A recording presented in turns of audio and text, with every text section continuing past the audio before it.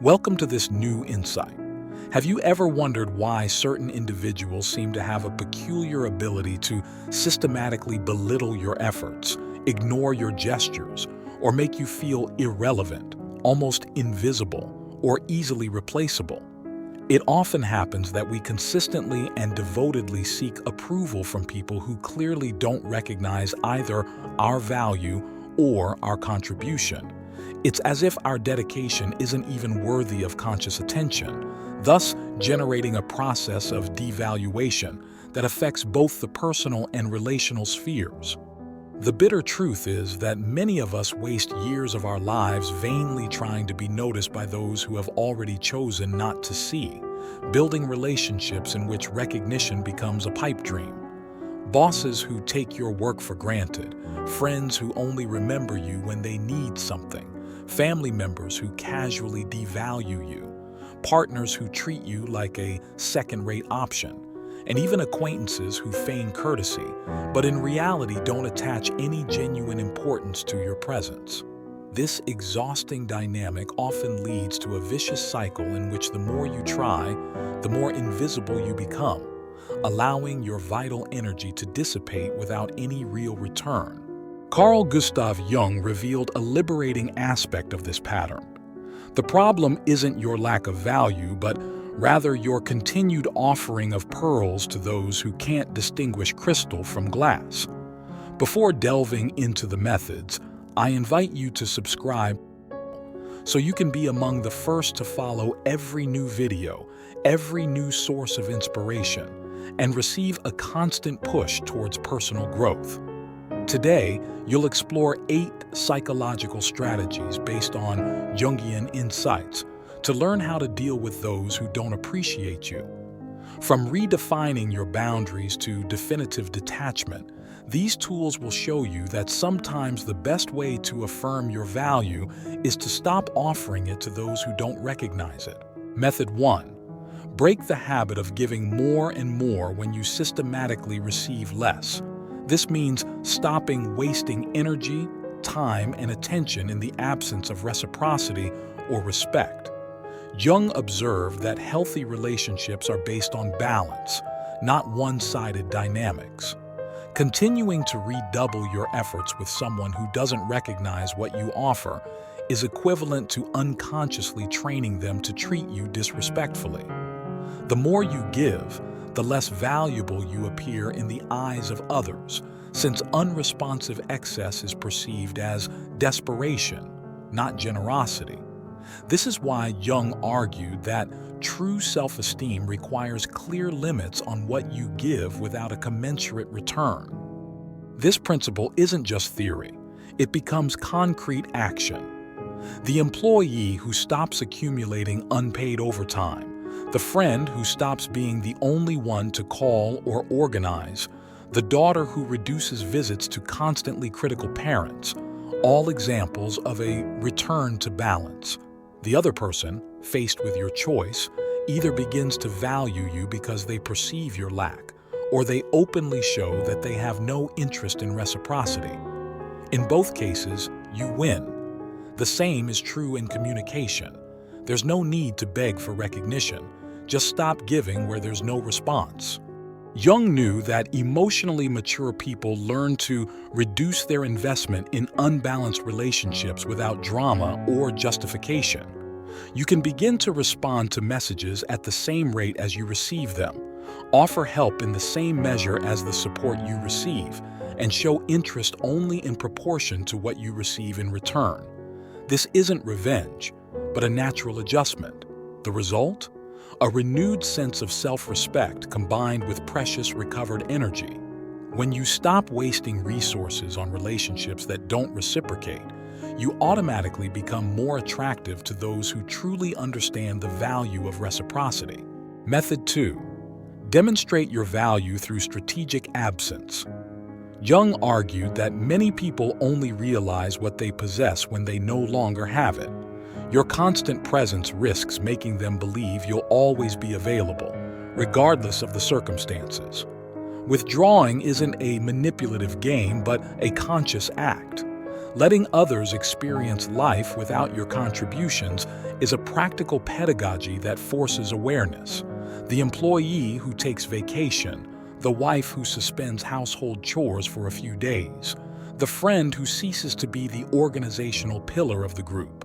It is through absence that others learn to recognize what they had previously taken for granted. This method is even more effective when you redirect your energy toward people and activities that truly deserve it. The more you invest in healthy and enriching relationships, the more evident it becomes where reciprocity is lacking. In such a contrast, others can't help but notice the difference. If someone truly cares about you, they'll seek explanations for your absence and show greater appreciation upon your return.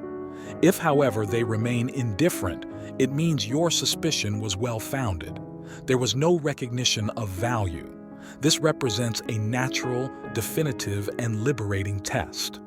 Right here, just past the halfway point of our journey, I invite you to share in the comments which method feels closest to your experience, so that your reflections can help others recognize themselves and grow.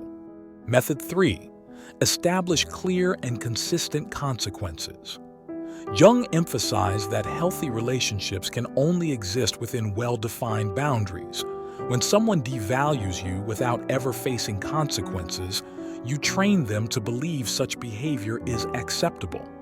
Imposing consequences isn't an act of revenge, but rather of protection.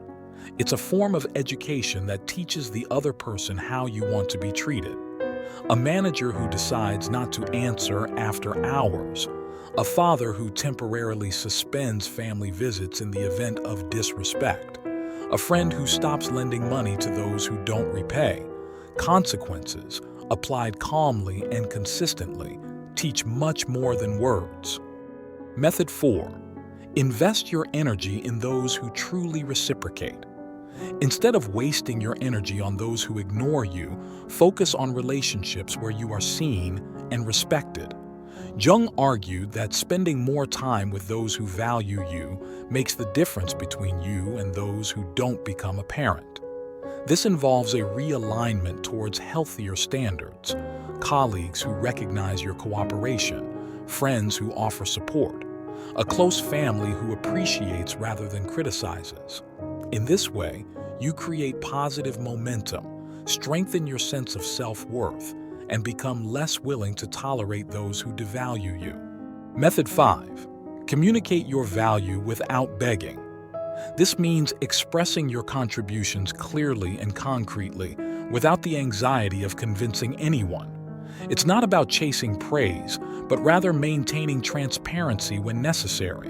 In a job evaluation, a relationship discussion, a discussion about boundaries, list facts, not complaints, present examples, not desperate requests. This way, you preserve your dignity and, at the same time, ensure that your merits are made visible. Jung emphasized the importance of timing. There are times when speaking is useful, others when letting actions speak for themselves is the most effective choice. Method 6. Cultivate independent sources of self-esteem. It is essential to understand that one's value cannot be subordinated to the judgment of those unable to recognize it. On a psychological and relational level, it is necessary to develop authentic support networks, creative practices, and personal goals that foster the construction of a stable and resilient sense of identity. From this perspective, Carl Gustav Jung spoke of emotional diversification, a principle according to which, if a given relational source is unable to nourish the individual, the latter will not experience an existential void, since they will have additional solid and meaningful foundations on which to build their inner balance. This approach helps strengthen the capacity for self-determination and preserve the continuity of the individuation process. Method 7. Mirror behaviors. Treat the other person with the same level of interest and commitment they show you, calibrating your presence and attention in proportion to what you actually receive. This isn't pettiness, but rather genuine reciprocity that nurtures both of you towards a healthier balance. This attitude not only protects you from unbalanced dynamics, but also allows the other person to more clearly understand how their actions truly impact the relationship. In this sense, mirroring behavior becomes an exercise in awareness and a silent invitation to build relationships based on equality and mutual respect. Method 8. If all else fails, accept reality and sever the bonds that wear you down, even if this causes initial pain or confusion. It's an act of profound self-love, a courageous gesture that opens the inner space needed to embrace healthy, nourishing relationships that truly respect your essence. If you've made it this far, write, "I deserve to be valued" in the comments. It will not only be a declaration that strengthens your awareness, but also a symbolic commitment to a new vision of yourself. Remember, it's not your job to convince others of your worth, nor to beg for recognition from those who have no intention of offering it. Your job is to firmly defend it, choose clearly where to invest it, and have the strength to break away from what compromises your dignity and hinders your growth, so that your energy can flow freely toward what truly elevates you. Jung warned that individuals reveal who they are through their actions, irrefutably revealing the essence of their most authentic nature.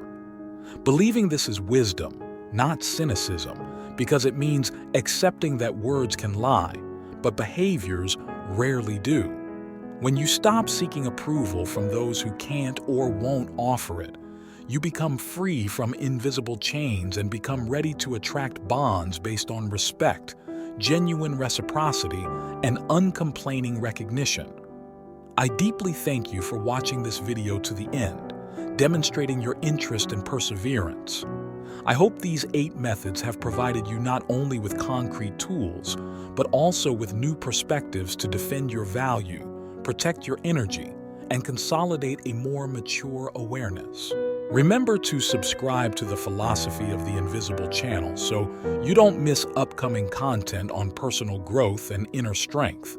New videos packed with reflections, examples, and inspiration are coming soon. We'll see you again soon with further insights and new visions to share. By signing up, you'll join a community that values critical thinking, constructive discussion, and the search for meaning in everyday experiences. Each video will be an opportunity to explore complex concepts through clear explanations and practical applications, providing useful tools to strengthen awareness, resilience, and inner balance. Don't forget to turn on the notification bell. This will allow you to stay updated on new posts and ensure you don't miss any content designed to stimulate your growth and personal transformation.